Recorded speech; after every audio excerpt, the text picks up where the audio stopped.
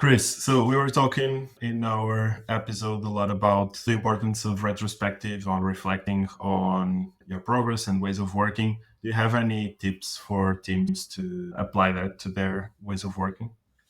Yeah, there's so many great retro activities out there. Simple Google, you'll get so many different things that you can do.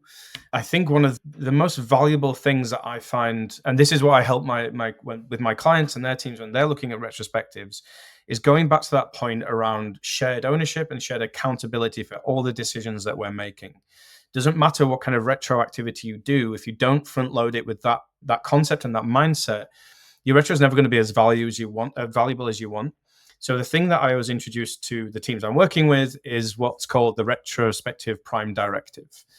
It's an easy thing to Google. Someone out there has written it. Someone that's way more intelligent than me. And that prime directive looks like this.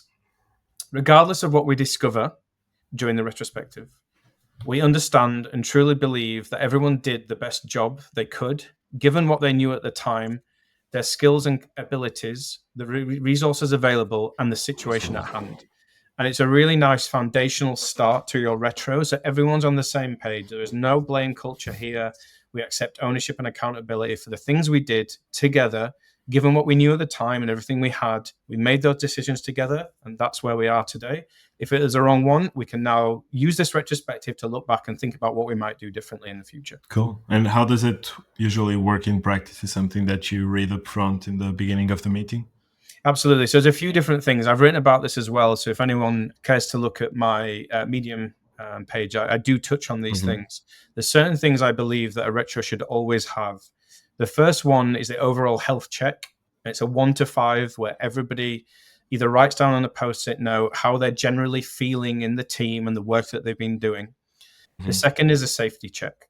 Now, this is a thing that has to be done either with eyes closed or done on using a remote tool that's anonymous. Again, 1 to 5. There has to be a safety check before every retro begins. Again, 1 to 5. If there are any 1s or 2s, so therefore the lowest score, that means that there's someone in the room that is not safe to speak about their experiences in that room. At that point, the retrospective, and if it's being facilitated by a leader in the company, should be stopped there.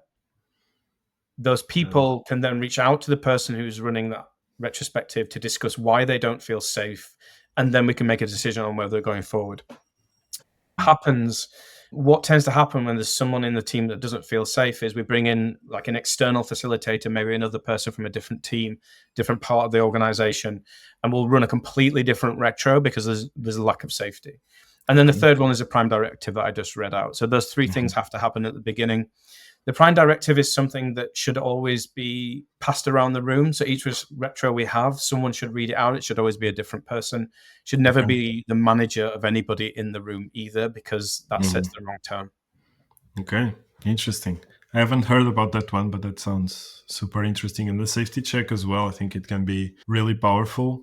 And the first part, I think it's more common, more natural. I've seen like different ways also instead of 1 to 5, maybe with images or with emojis, these kind of things can also be more dynamic. It's important to have this thing in the beginning of the meeting to make sure that people are ready and in the good place to have the conversations.